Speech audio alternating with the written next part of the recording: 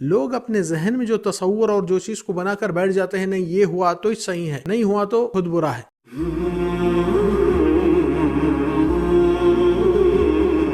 الحمد للہ والصلاة والسلام علی رسول اللہ وعلی آلہ وصحبہ ومن والاه بعد۔ السلام علیکم ورحمۃ اللہ وبرکاتہ۔ زندگی کے مراحل میں بہت سے لوگ کچھ چیزوں سے گزرتے ہیں مگر اس کو صحیح طریقے سے اپنے اندر نہیں اپناتے ہیں، یعنی کہ آپ دیکھ سکتے ہیں اللہ تعالیٰ زندگی میں، معیشت میں، یعنی کہ لائف میں اتار چڑھاؤ رکھا ہے، ہر معاملے میں، صحت میں، ترقی میں، دولت میں، ہر چیز میں کمی بیشی، کم زیادہ ہوتے رہتے، حالات ایک جیسے نہیں گزرتے، اور اس کے بارے میں رب العالمین پہلے ہی بتا چکے ہیں، وَنَبْلُوكُمْ بِالشَّرِّ وَالْخَيْرِ فِتْنَةً، ہم تم کو آزمائیں گے، کبھی شر سے کبھی خیر سے، دے کر بھی آزمائیں گے، روک کر بھی آزمائیں گے۔ مگر اللہ تعالیٰ یہ بھی بتا دیے ہیں، نحن قسمنا بینہم معیشتہم فی الحیات الدنیا، زندگی کو ہم نے تقسیم کر کے بانٹے ہیں، کون کب کیا چیز حاصل کرے، کون کب کس چیز سے محروم ہو جائے۔ تو معاملہ اس طریقے سے آپ اپنے آپ کو ڈسٹرب کر لینا کہ نہیں ایسا نہیں ہونا تھا، میں ایسا سوچا تھا یا سوچی تھی، مجھے ایسا نہیں کرنا چاہیے، مجھے یہ نہیں ملنا تو میں زندگی میں برباد ہو جاؤں گا یا نقصان ہو جائے گا، اس طریقے سے مایوسی اور گیو اپ اور اپنے اندر ڈپریشن لانا یہ کوئی عقل مندی نہیں ہے، کیونکہ حالات کے اندر یہ سب کے ساتھ ہوتے ہیں، آپ کے اکیلے کے ساتھ تھوڑی ہوئے، اللہ تعالیٰ آزماتا ہے، کبھی دے کر کبھی روک کر، اور اس طریقے سے آپ کو معلوم ہونا چاہیے کہ اللہ سبحانہ تعالیٰ کی کبھی کوئی چیز آپ کو بری نظر آتی ہو سکتی ہے مگر اللہ تعالیٰ اس کے ذریعے سے آپ کے لیے بہت خیر کے راستے کھولنے والا ہے، مگر آپ فیوچر نہیں جانتے۔ تو ہمیشہ لوگ اپنے ذہن میں جو تصور اور جو چیز کو بنا کر بیٹھ جاتے ہیں، نہیں یہ ہوا تو صحیح ہے، نہیں ہوا تو خود برا ہے، اس لیے آج لوگ دنیا کے پیچھے اتنے اندھے ہو گئے ہیں، ٹھوکر کھاتے ہوئے بھی جہنم میں گرتا،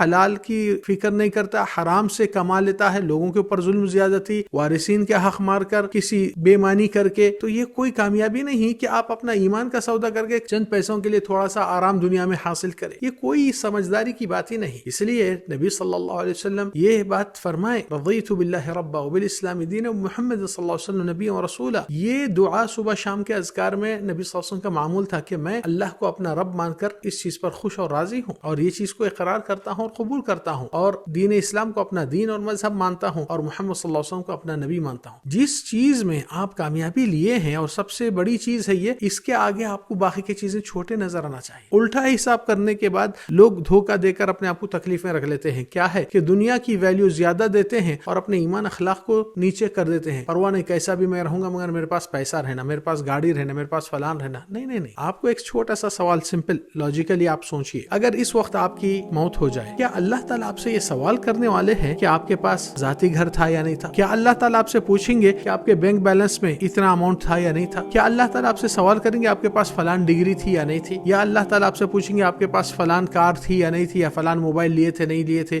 فلان شاہی پکوان کھائے تھے نہیں کھائے تھے؟ واللہ یہ ساری چیزیں جس کے پیچھے آپ اور ہم بھاگ دوڑ کرتے ہیں، اس کی پوچھ ہی نہیں، مگر پوچھ جس کی ہے اس کی فکر کیجئے۔ ایگزام میں جو کوسچن آنے والا ہے وہ سبجیکٹ کو پڑھ کر تیار کیجئے اپنے آپ کو، جس سبجیکٹ میں آپ کو کوسچن ہی نہیں اس کے پیچھے آپ وقت ضائع مت کیجئے۔ اس لیے ایمان والے اپنی زندگی میں نبی صلی اللہ علیہ وسلم کیوں فرمائے وَكُنْ قَنُوعًا تَكُنْ أَغْنَى النَّاسِ، آپ اپنے اندر قناعت رکھو کہ سیٹسفیکشن کہ جو بھی اللہ تعالیٰ مجھے دیا بہت کچھ ہے، الحمدللہ یہ بہت اچھی زندگی میں اللہ رکھا، اس میں دل شکر گزار بھی ہوتا اور آپ کی نعمت برقرار چلتے آتے رہتی ہے اور زیادہ، مگر دل میں ناشکرپن، نہیں اللہ تعالیٰ ایسا نہیں بانٹنا تھا، آپ کون ہوتے، ہماری اوقات کیا ہے جو اللہ کے اوپر ہم کمنٹ یا اس کے اندر تنقید کرتے ہیں، نہیں ایسا نہیں ہونا ویسا ہونا۔ اللہ تعالیٰ فرمائے وَمَا تَشَاءُونَ إِلَّا أَن يَشَاءَ اللَّهُ، تم کچھ نہیں چاہیں گے مگر اللہ جو چاہیں گا وہی ہوگا۔ تو اللہ کی چاہت میں اپنے آپ کو ہاں میں ہاں ملا لیجئے، ہمیشہ خوش رہیں گے، نہ کوئی ٹینشن رہیں گا، نہ کوئی سردردی آئیں گی، نہ کوئی اندر سے آپ کو بے چینی اور کفت ہونے کی نوبت آتی ہے۔ اس لیے ایمان والے اپنی صداقت اور اپنی زندگی کی کامیابی اللہ تعالیٰ کی جو کچھ نعمتیں دیے ہیں اس کی قدر کرتے ہوئے اس کو ویلیو لگا کر سمجھے۔ اگر آپ کو دیکھنا ہے تو کمپیئر اس کے ساتھ مت کیجئے کہ ان کے پاس بڑا بنگلہ ہے، ان کے پاس بڑی لگژری کار ہے، ان کے پاس فلان فارم ہاؤس ہے، ان کے پاس یہ ہے، وہ چیز کو مت دیکھیے، کیونکہ آپ سے ادنا والوں کو دیکھیے، جس کے پاس معذوریت ہے، جس کے پاس روز دواخانوں میں ایڈمٹ ہو کر ڈائلیسس کرتا ہے یا بیمار ہوتا ہے یا پیرالائسس ہے، اس سے جا کر دیکھیے، یا آپ سے کم والوں کو دیکھیے، اللہ تعالیٰ کی نعمت آپ پر کتنی بڑی ہے۔ اس لیے ایمان والے زندگی میں کبھی یہ چیز کو غفلت میں نہیں ڈالتے ہیں اپنے آپ کو کہ اللہ تعالیٰ کی ناشکری کرتے ہوئے جینا، کیونکہ ناشکری اور انسان کی ہے سو چیز ہاتھ سے چلے جاتے رہتی ہے، اور شکر گزار بندہ وہی ہوتا ہے جو کچھ اللہ تعالیٰ نے دیا الحمدللہ اور اللہ سے بہتر امید اور اچھی گمان رکھتا ہے، نہ کہ ناشکرپن اور اپنے آپ کو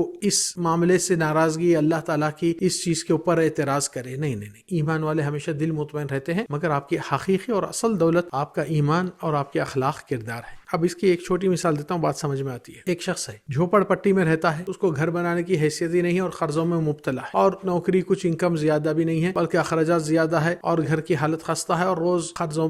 پہ بڑھتے جا رہا ہے معاملہ۔ آپ سوچئے وہاں سے گورنمنٹ کا ایک پلان آیا ہائی وے بننے کا، تو اس جھوپڑ پٹی والے کو بولے بھائی آپ کی زمین جتنی بھی ہے وہ پلان میں آ گئی تو اس کا آپ کو ویلیویشن کر کے گورنمنٹ پیمنٹ دے دے گی، اتنی آ رہی، بولے 3 کروڑ۔ خوش ہو گیا، 3 کروڑ آئیں گے اتنی سر کی زمین کو، جھوپڑ پٹی کو، اس کی کوئی ویلیو تو نہیں تھی، چلو میرے پاس کتنے لاکھ کے قرض ہے، 2-3 لاکھ کے قرض ہے، 3 کروڑ آ گیا تو میں بہت اچھی لگژری لائف میں چلا جاؤں گا۔ تو صرف اس کو ابھی صرف انفارمیشن اور وہ دیا گیا، ابھی گھر توڑنا، اس کو اماؤنٹ ملنا ابھی ٹائم ہے، 1 سال 2 سال پروسیجر ہونے کے لیے، مگر اس سے آ کر پوچھے بھائی کیسے ہے آپ؟ بہت اچھا ہوں۔ اس کو ایک ہوپ فل ہو گیا کہ میرے پاس اتنا اماؤنٹ آنے والا ہے، میرے قرضے سب ختم ہو جائیں گے، صرف ایک خواہش اور خوشی اس بات کی کہ اس کو گارنٹیڈ ہو گئی ایک چیز۔ تو اللہ تعالیٰ یہاں یہی بات بتا رہے، افمن وعدناہ وعدا حسنا فهو لاقیہ، ہم نے جس کو وعدہ کرے کہ بھائی آپ ایمان لاؤ، اللہ کے نبی صلی اللہ علیہ وسلم کی راستے کی سنت کی اتباع کرو، نیک کام کرو، اللہ تعالیٰ آپ کو ایک بڑی جنت جو دنیا کی سب سے ادنا والا جنت ہے، اس کو دنیا کی دولت کے 50 گنے ڈبل ہے، تو اس سے اعلیٰ والا کتنا لے گا آپ اندازہ لگا سکتے۔ تو پھر یہاں پر آپ اور ہم یہ غفلت میں نہیں آنا چاہیے، بلکہ وہ آیت کو اور غور سے دیکھیے کہ ہم نے جس کو وعدہ کیا ہے کہ اچھی چیز دلانے کا، کیا وہ شخص اور یہ شخص دونوں ایک جیسے ہیں؟ کمن متعناہ متاع الحیاۃ الدنیا ثم هو یوم القیامۃ من المحضرین، جس کو ہم نے دنیا کے ہر عیش و آرام سے مرفہ حال زندگی دیے ہیں، پھر قیامت کے دن اس کی پکڑ ہونے والی ہے، اس سے پوچھ تاچھ ہونے والی ہے۔ سوچئے ایک آدمی کے ملٹی